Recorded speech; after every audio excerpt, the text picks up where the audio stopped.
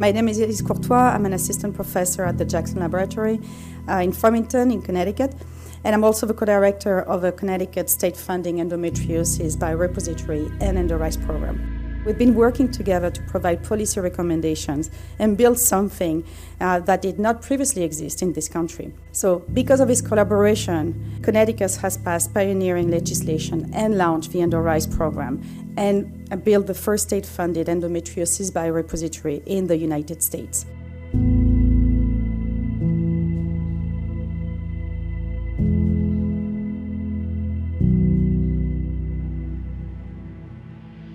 I was in 5th grade when I got my period for the first time, and that is relatively young. Nobody else had gotten their period yet. So my experience started at a very young age. My biggest memory of having issues was in high school, going to the emergency room because I thought that my appendix had ruptured. I remember the nurses putting me on morphine and prepping me for to get my appendix removed. And then when they went in to do the ultrasound or whatever the scans were, my appendix was fine. To have endometriosis feels like the stomach bug, to be honest, but the worst stomach bug. Like stabbing pains in your organs and being sick to your stomach, or the feeling like when you're passing out. It's not a desirable experience for sure, but one of the biggest things is I feel like somebody's stabbing a knife into me. My endometriosis would wake me up at 3 in the morning, every morning. So I wasn't sleeping and I was in a lot of pain, and I kept calling my doctor's office. And I remember one time a receptionist said to me, she was like, respectfully, there's nothing that we can do for you.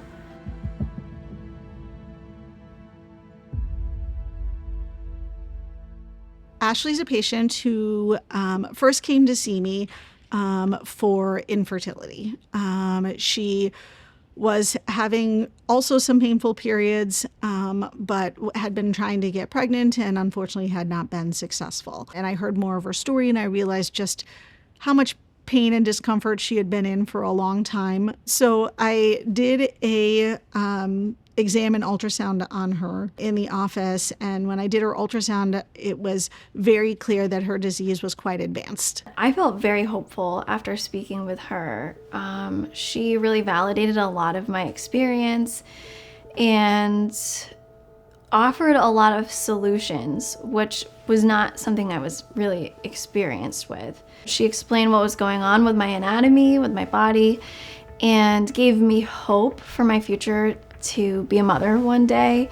She explained to me what kind of surgery I was gonna have to have. There were signs on my ultrasound that things seemed very stuck together, and so I was concerned. And indeed, her disease was quite extensive. This was probably one of the top 20 bad endometriosis cases I've seen in a long time, especially for a first-time case for somebody that had never been diagnosed before.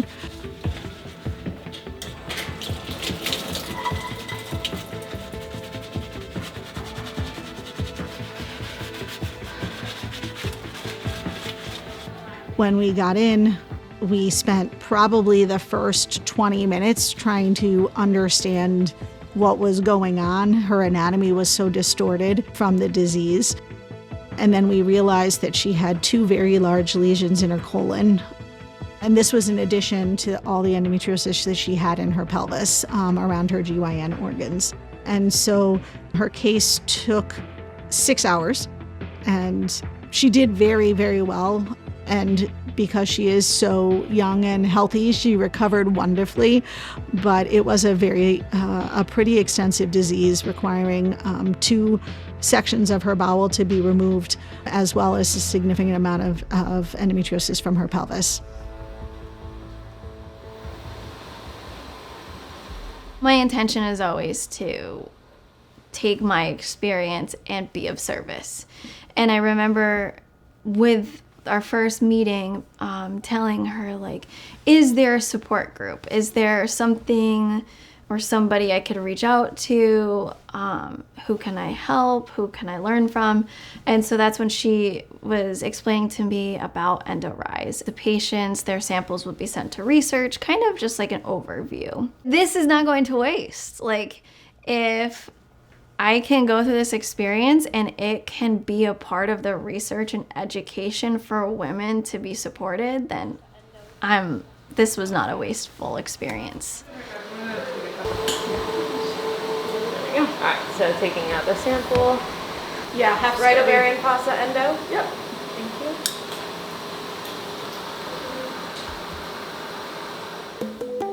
you. I'm just decontaminating the hood, cleaning all the supplies that we're going to be using. We just got word that the surgery is done.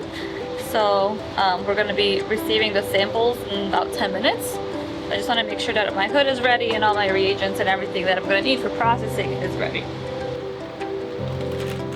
EndoRISE is a partnership between the state of Connecticut, UConn Health, and the JAX lab. It also is more than just one clinical partner. So beyond UConn Health, we also collaborate with St. Francis Hospital, Hartford Hospital, and many others in the future. So it's really a network of different entities and different institutions that are coming together, donating their tissues and their fluid that otherwise will not be used for research or anything else. And we bank them, we de-identify them, we make sure that they are really well preserved, that they have all the quality standards that are needed to provide good and reliable data. When I realized that 1 in 10 women will experience endometriosis and take 7 to 10 years to be diagnosed, I was angry. As a feminist and woman who focuses on women's health and safety, we introduced legislation to create a plan for a biorepository, which would eventually be EndoRISE. And now Connecticut is looked at nationally as a leader in the endometriosis research space. So we got peritoneal fluid, and then we got a peritoneal lavage. That's when they wash the peritoneal cavity with saline. And then we receive tissues, utopic endometrial biopsy, and then it appears we have some lesions as well, endometriosis lesions. So in total, we received 4 tissues and 2 and peritoneal fluid.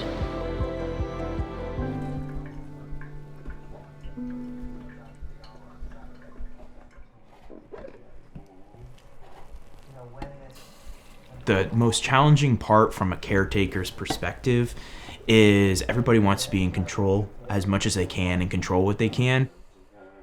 We both felt like we had zero control. It was extremely frustrating throughout the years to try and get anyone to take us seriously, or most importantly Ashley seriously, but us seriously about this. It seems like no one really understands this.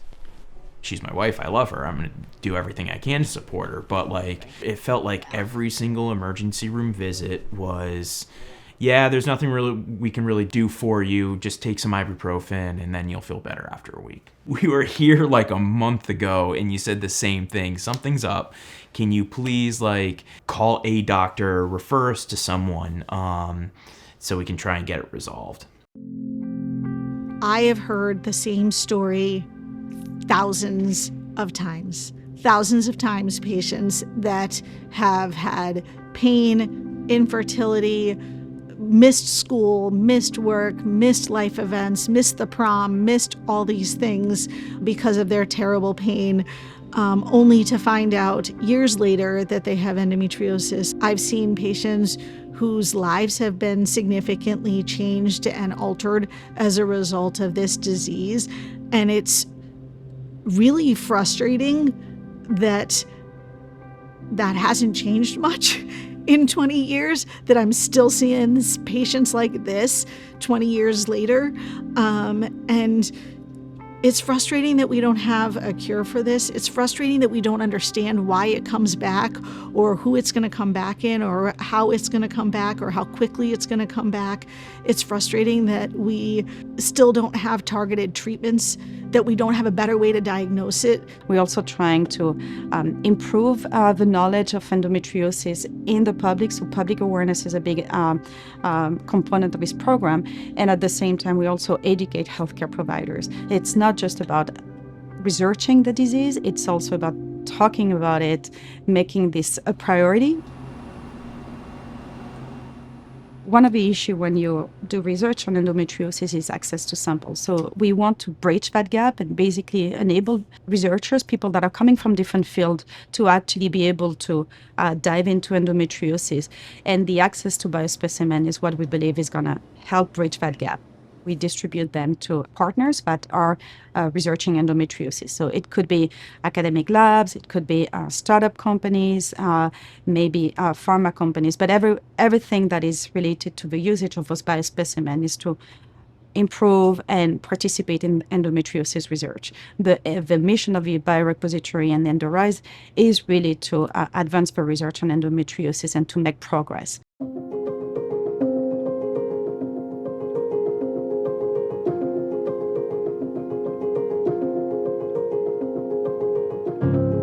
My name is Dr. Ashley Abel. I'm the co-founder and CEO of Metri Bio. The big challenge with endometriosis, one of the reasons why we lack targeted therapies today that are truly disease-modifying, is because we don't have a good model.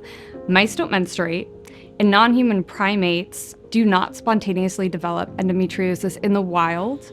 And when it is induced in captivity, they predominantly develop the superficial peritoneal endometriosis. So this really begs the point that we need a human-specific model. We were searching everywhere. We were looking for hospitals, for universities, anyone who would be able to collect this pretty unique tissue type. And then we came across EndoRISE, and we were both thrilled that a resource like this existed. It truly unlocked the capacity for us to scale our work and test our model system across many different endometriosis subtypes, which is critical in order to discover these new therapies that patients do so desperately need. We need to capture that heterogeneity. It's time for a quantum leap in endometriosis, not more incremental change, not more hormonal agonists that are slightly modified that we're running another clinical trial for. EndoRISE is a model that we believe is making a change on how we can better invest and tackle endometriosis, but many other diseases. At the same time, is creating this public awareness and healthcare provider education framework that complements this biorepository and this promotion of research. And this is something that has been critical here in Connecticut, and the blueprint that we are creating can be replicated in other states. EndoRISE has changed my life because of the women I've gotten to meet. The women who have experienced such pain for their entire lives and want to turn that experience into creating change for others so they don't have to go through it. And to see the passion and drive from Dr. Courtois and Dr. Luciano, who could just settle into a role, but are also using their role and their platform to push for change, is so motivating and illustrates to me that change is possible. It makes me feel like there's purpose behind my experience. I am completely honored